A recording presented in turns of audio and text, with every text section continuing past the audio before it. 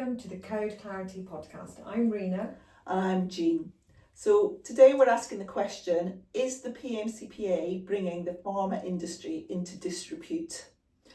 The reason we're asking that is that there's been a couple of articles published over the summer, British Medical Journal, Pharmaceutical Journal, so quite big journals, basically asking exactly that question. With the delays to the rulings, does that mean that there's an issue with pharmaceutical self-regulation? I mean, one of the quotes in, I think it was the BMJ, the authors talked about the whole process of self-regulation in the UK being a slow regulatory process that fails to improve compliance.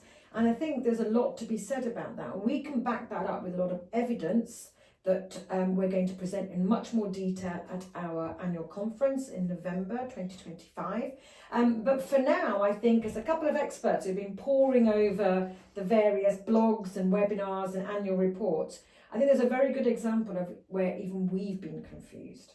Yeah, and it's how the data's reported and trying to get a handle on what actually is going on and what are the workloads. So we have complaints received, complaints referred to panel, complaints processed or complaints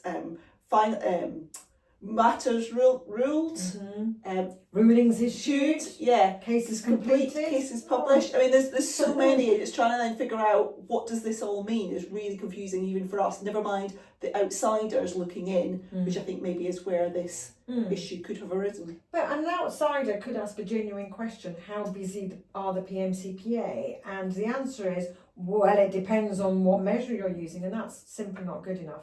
So I think just to summarise, I think we would agree that the PMCPA are bringing the industry into disrepute for several very good reasons. And as I said, we're going to go into much more detail about these at our conference. Thanks for listening. Bye.